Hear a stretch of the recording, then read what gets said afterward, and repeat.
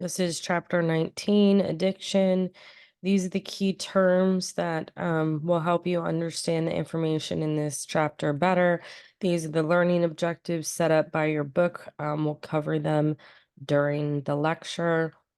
These are the nursing concepts that you can apply to somebody that has an addiction. So when we're talking about alcohol use disorder, alcohol is legal in the United States, so it is very commonly studied. We know that 16.6 million adults suffer from some type of alcohol use disorder, and they estimate that 697,000 adolescents between the age of 12 and 17 also suffer from some type of alcohol use disorder. The detrimental effects from alcohol is it's a preventable cause of death. It creates absence from work. We have prenatal exposure, which causes fetal alcohol syndrome. And then we also have increased violence from those who drink. Opioid crisis. I'm sure many of you have watched the documentaries on Purdue Pharma and other opioid documentaries that are out there right now. We know that since COVID-19, we've had influx of opioid deaths. They currently estimate that it's about 130 deaths a day from overdose. Opioids cross all lines of socioeconomic classes, race, age, gender. In 2019, the Department of Health implemented a program that was supposed to provide access to prevention, treatment, and recoveries. They were doing data collection, they were trying to help with pain management, um, reducing those overdoses, and doing lots of research. Since obviously the implementation of this program, COVID has hit, we've had increased spikes. Now they're saying that they want to revamp and they want to start to include illicit drugs into this for prevention in that aspect. So they want to start targeting illicit fentanyl, fentanyl analogs, methamphetamines, and cocaine into this same um, overdose crisis. Your book has these categories, which are going to be the drugs that we're going to discuss. So, alcohol, sedatives, stimulants, cannabis, opioids, hallucinogenics, and inhalants. If somebody uses more than one, it's going to be considered polysubstance abuse. Some important terminology for substance. Yearbook intoxication is the use of a substance that results in maladaptive behaviors. Withdrawal symptom refers to negative psychological and physical reactions that occur when the substance ceases. So when you stop using it, you're going to have these negative physical, psychological symptoms. Detoxification, for this purpose, is the process of safely withdrawing from a substance. Substance abuse is defined as using a drug in a way that's inconsistent with medical or social norms, despite negative consequences. And substance use is included as both abuse and dependence. It's not meant to refer to occasional or one-time use. So the onset and the clinical course for alcohol, as I said before, alcohol is the most easily studied because it is legal. We note that in children around the age of 8 is usually when sipping starts to occur. When we hit to our 20s and 30s, that's when we start to have more issues that develop in our life due to our alcohol use. So people might be using it to cope. They might start drinking and then they lose their relationships, their drives, their jobs, their driver's license, and things like that. During this time, the 20s and 30s, that's usually when we're going to have our first blackouts. And in a blackout, people around the person suffering from the blackout are going to see them functioning. They're going to seem like they're functioning okay, but they're not consciously aware of what they're doing. And frequently you'll hear, I don't even know how I drove myself home. I don't remember saying that.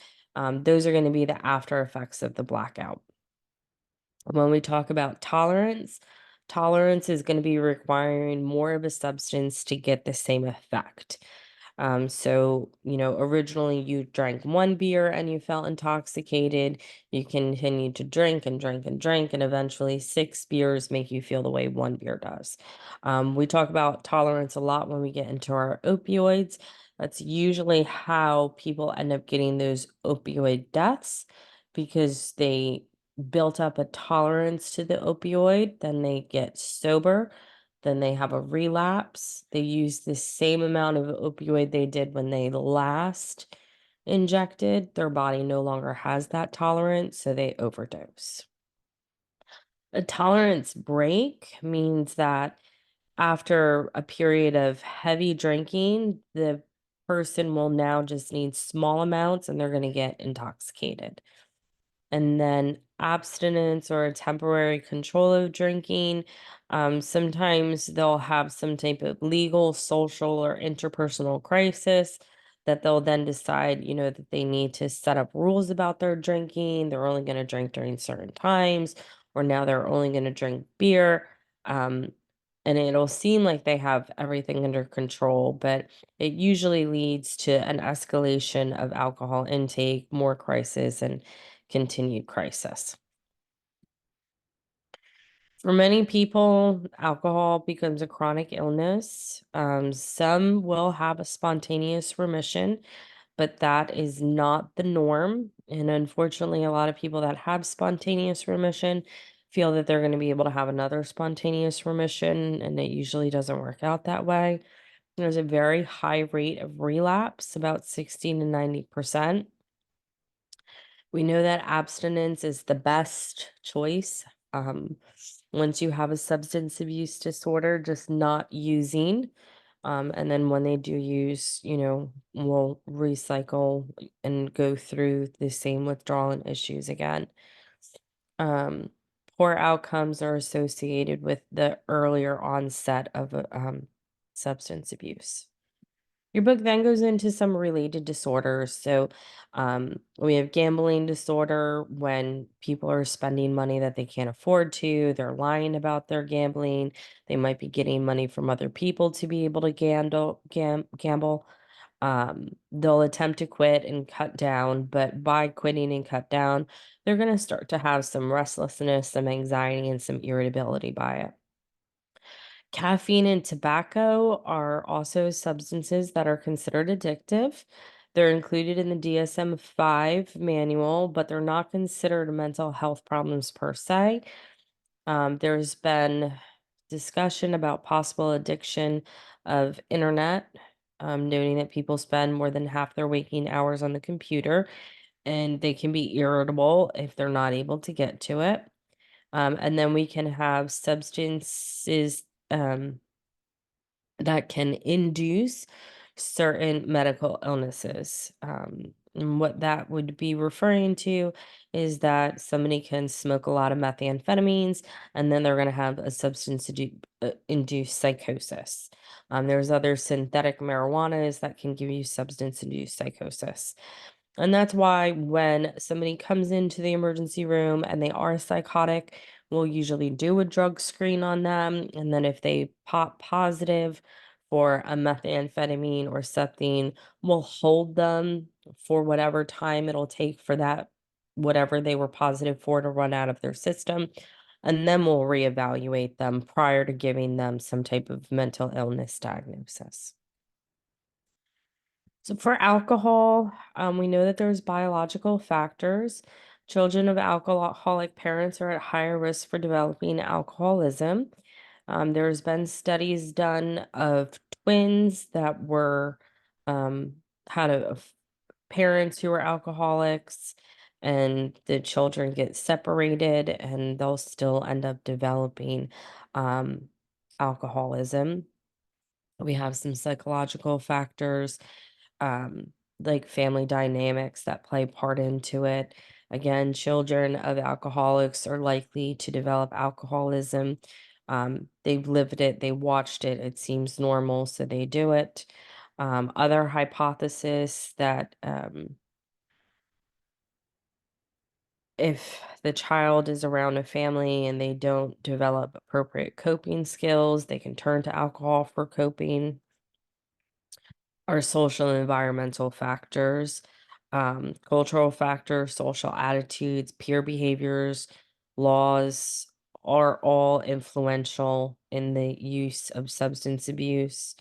Um, Alcohol consumption increases in areas where it's available, and obviously it decreases in areas where it's not available. So if you grow up in a dry town, less of a chance that you're going to develop it than if you grow up in a town that has a bar on every block. Some cultural considerations. Um, Muslims do not commonly drink. Spanish, Portuguese, wine and alcohol is more influential. Wine's integrated into the Jewish religious rites. Some Native American tribes use peyote, which is a hallucinogenic. So, if you're caring for people of these different cultural considerations, you need to take that into account. As I said before, um, research in some of these countries that allow drinking at a young age, they actually have to do their substance abuse screenings much earlier because they found children um, that have DTs when they're in the middle of grade school. So, other cultural considerations, there's variations in our genes. Asian culture is very known for this, where they actually, if they drink alcohol, they get this flushing and redness of the face and neck, which is an increased blood flow. It's uncomfortable, and therefore it reduces their risk of drinking. Um, your book also talks about Native American and Alaskan natives. Um, Statistics for tribes vary, but alcohol plays a part in the leading cause of death for our Native American and Alaskan people. Among tribes with higher rates of alcoholism, we also have an increase of alcohol related deaths like motor vehicle accidents. So let's talk about alcohol and how it affects our body, right? We have intoxication and overdose. Alcohol is a central nervous system depressant. So, because it's depressing your central nervous system, you're going to get things like slurred speech, unsteady gait, lack of coordination, some impaired attention. People might become aggressive. They might display inappropriate sexual behavior, and then we can also have blackouts, which is when they're functioning, but then they have no conscious memory of what they functioned and did. When we have an overdose, the patient might become unconscious. They might vomit. That vomit, being that they're unconscious, can lead to aspiration and respiratory distress. So sometimes we have to put them on life support to maintain their airway. Gastric lavage, pumping the stomach is not, I don't know, I've never had to do it in all my years of being an ER nurse. And dialysis occasionally to remove some of the alcohol, but again, those two things aren't as common anymore. Usually we just intubate them and let the alcohol work its way out and then extubate them. Some terms, alcohol affects your liver, right? That's where it gets metabolized and broken down at. So because if it affects your liver, you can end up with hepatitis, cirrhosis. If your liver's not functioning, you're going to get leukopenia, you're going to get thrombocytopenia, you're going to start to get ascites. Ascites is going to give you potential for esophageal varices. Um, the big things with our alcohol though is Wernicke's and Korsakoff's. So Wernicke's encephalopathy develops into Korsakoff syndrome. Commonly, people with Wernicke's encephalopathy have three main symptoms. It's going to be confusion, inability to coordinate movements, and visual changes. Korsakoff syndrome is kind of a long-term memory disorder. um, Wernicke's Korsakoff syndrome is an unusual type of memory disorder. It's usually due to a lack of thiamine. Thiamine is vitamin B1. It requires immediate treatment, and it happens in those clients with alcoholism as well as malnutrition. So Wernicke's, Korsakoff's, thiamine, which is vitamin B1. We can withdraw from alcohol, right? It is a substance that we get a dependence to. Symptoms usually occur within 4 to 12 hours after that last intake of alcohol. We can have tremors, sweating, elevated blood pressures, elevated heart rates, insomnia. They can have hallucinations. These hallucinations can be tactile, like things crawling on them. It usually peaks in the second to fifth day. However, alcohol withdrawal can vary for 1 to 2 weeks. Alcohol withdrawal can be life threatening if the patient does not get appropriate detoxification treatments. How do we treat it? Benzos are the safest. We can have Ativan, Librium, Valium. We can do scheduled doses, or we can dose based on a CWA score. These are the components of a CWA. Some of this you have to actually talk to your client about to get the information, right? I don't know if somebody's feeling nauseous, but I can see somebody vomiting. I don't know if somebody's having a headache or if the reason they're maybe holding their head is because of visual disturbances. The maximum score for this is 67. They usually say if you score less than 10, there's no need for medical treatment. Some of them are a 0 to 3 scale, some of them are a 0 to 4 scale, some of them are a 0 to 7 scale. You add it up, and then depending on, where you work or what your protocol is, would then be what medication you give and how much you give. True or false question, alcohol is essential nervous system stimulant. This is false, right? We said alcohol is essential nervous system depressant. That's why we get the slurred speech, the problems with walking. Moving on to our sedatives, hypnotics, and analytics. So with these, our intoxication is going to also be that CNS depressant. This would be our barbiturates, our benzos, and things of that nature.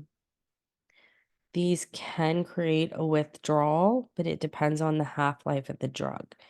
So something like Ativan typically lasts for about 10 hours. It's going to produce withdrawal symptoms at 6 to 8 hours. Longer acting medications like diazepam, which is Valium, you might not have withdrawal symptoms until a week. Your withdrawal symptoms can be autonomic hyperactivity. So it's going to be an increased pulse, blood pressure, respirations, and temperature. Client might have hand tremors, insomnia, anxiety, nausea, and psychomotor agitation. They could also develop seizures, hallucinations, and that would be with a severe benzo. So our detoxification, usually we want to medically taper these drugs. It could be for a period of weeks to days, depending on what drug we're tapering off. Tapering would be just reducing the amount of medication. It's essential with barbiturates to taper to prevent coma and death. That can occur if they're stopped abruptly. So an example of this would be dosing of benzo. Client may be given Valium 10 milligrams 4 times a day. The dose then can be decreased every 3 days, and the number of times a day the dose is given is decreased until the client safely withdrawn from the drug. Next, we're going to talk about stimulants. We have our amphetamines, our methamphetamines, and cocaine that fit into this bucket. These all have a high potential for abuse. Amphetamines were really popular in the past for weight loss and the ability to stay awake. Cocaine has currently no medical use to it. It used to be in sodas used to be used quite readily. And then methamphetamine is addictive. It can cause psychotic behavior. It can cause brain damage, um, intoxication and overdose of these. Stimulants, intoxication from your stimulant can develop very rapidly.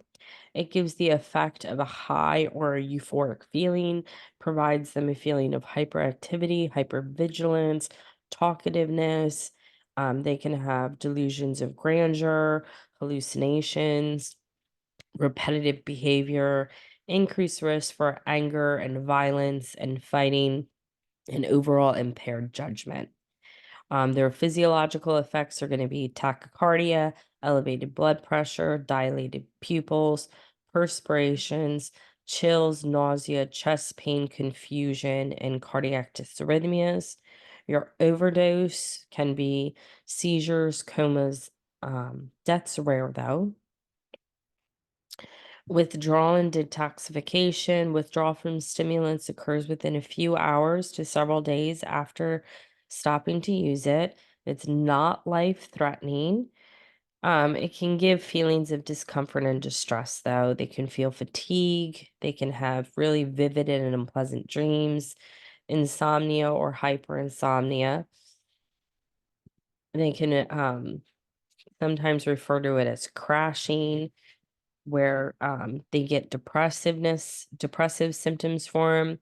There is a risk for suicidal ideation several days after stopping. It's not treated pharmacologically. Cannabis, um, Cannabis has changed greatly throughout the years. They've been able to genetically modify it to provide a different type of high depending on what type of strain you're ingesting or smoking or whatnot. We currently have two cannabids, Marinol and um, it's CESAMET, Semet. These are approved for medical use to treat nausea and vomiting from cancer chemotherapy agents. Cannabis intoxication can occur 1 minute after inhaling, usually peaks at 20 to 30 minutes, and it can last anywhere from 2 to 3 hours. It kind of gives a similar feeling to alcohol. It lowers your inhibitions, makes you relax, a little bit of euphoric, and some increased appetite. Symptoms of intoxication are impaired motor coordination, inappropriate laughter. They might have some physiological effects of increased appetite, bloodshot eyes, dry mouth, hypotension, tachycardia. Excessive cannabis can cause delirium, um, psychotic disorder. Your book notes that overdose of cannabis does not occur. I have seen overdose in pediatric patients that have eaten too many of an adult strength gummy, and we need to put them on life support until the high subsides and they have the ability to maintain their own airway. Withdrawal and detoxification. Some people have withdrawal symptoms of muscle aches, sweating, anxiety, and tremors.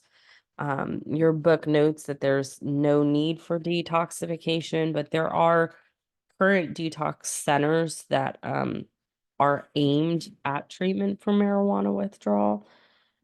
So, opioids. So, opioids make you not care about your pain. We know that the reversal agent for opioids is naloxone, which is Narcan. They're very popular because they give you a sense of euphoria and well being, and they also make you not care about your pain. So if you're in pain,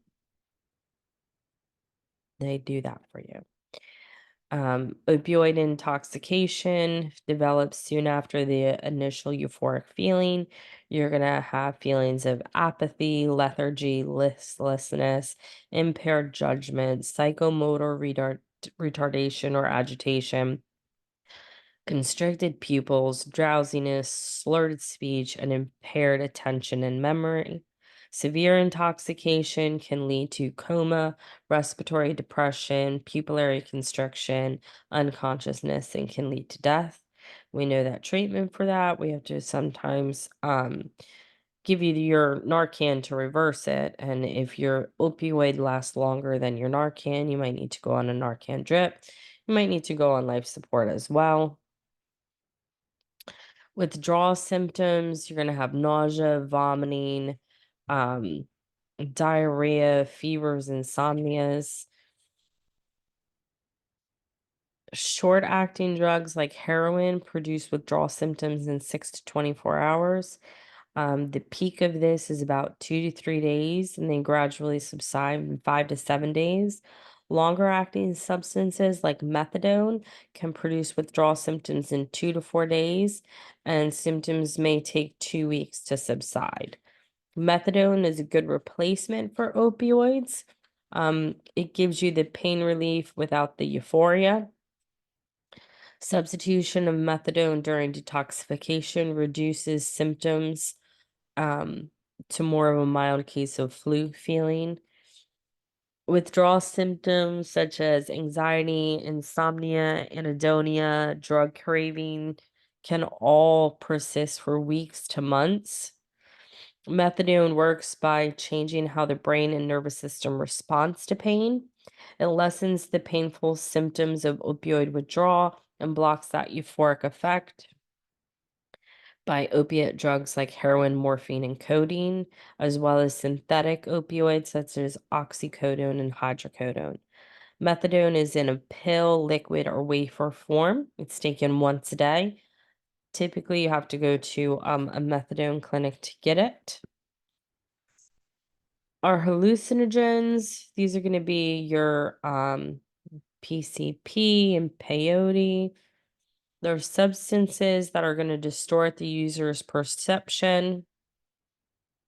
They're going to increase your pulse, your blood pressure, your temperature. They're going to dilate your pupils.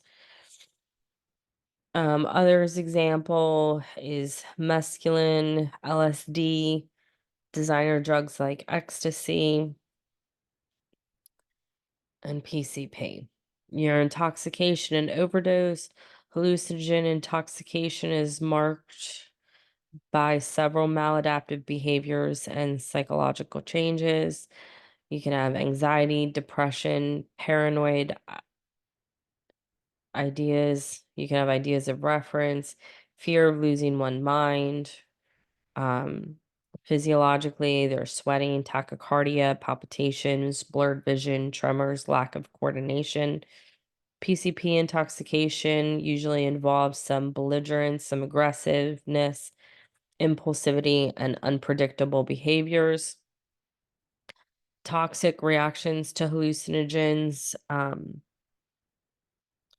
like an overdose, they say does not occur. Um, However, there's people that take these and never return to baseline. Treatment is usually going to be supportive. So if you're somebody that's PCP toxic, we might have to manage for seizures, hypertension, hypothermia, and respiratory depression. So you'd give something for the seizure, you'd help bring the blood pressure down, you would put them on a cooling blanket, and you might have to vent them for respiratory support.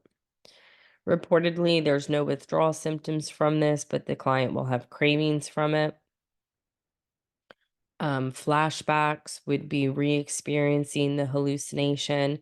This can occur, they say, up to 5 years after use. Moving on to our inhalants. Inhalants are a diverse group of drugs that include our anesthetics, our nitrates, and our organic solvents. So we can get them most commonly. People will be huffing gasoline, glue, paint thinners, spray paint. Some people do whippets off the whipped cream cans.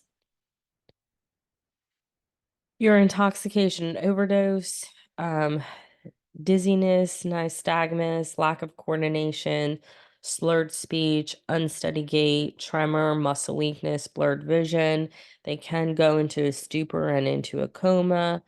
They can have behavioral symptoms like belligerence, aggression, apathy, impaired judgment, and the inability to function.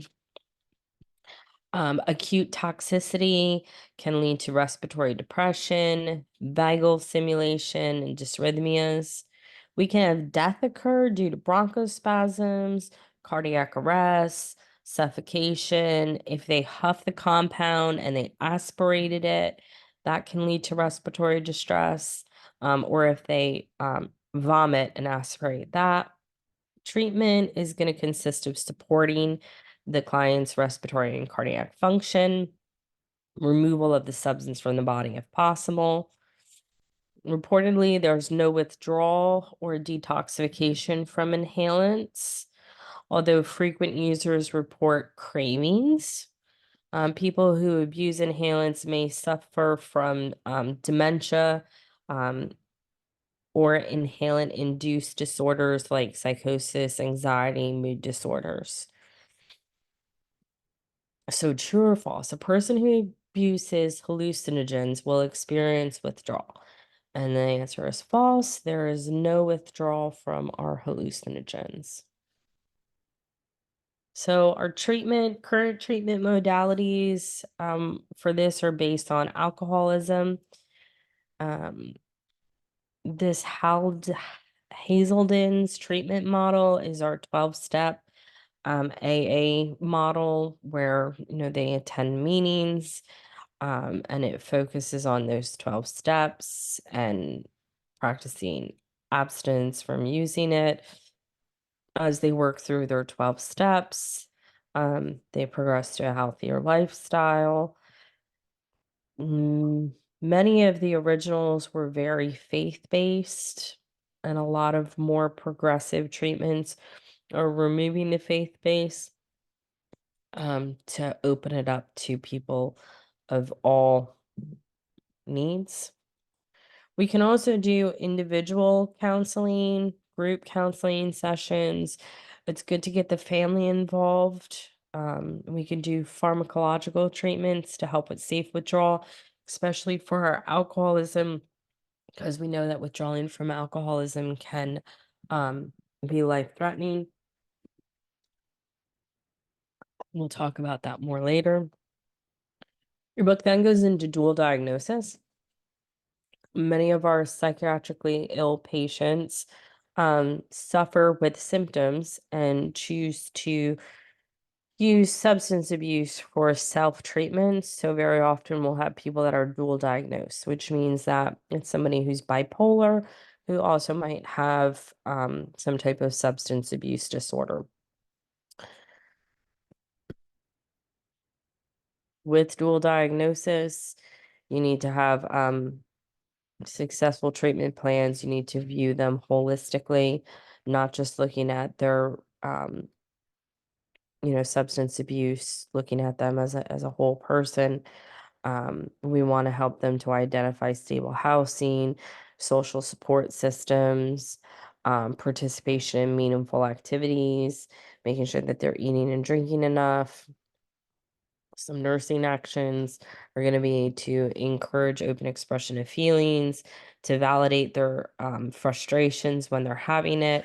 Remember, if you are somebody who's very anxious and you're not being treated for your anxiety and you're self-treating with alcohol, right? Because alcohol is a depressant.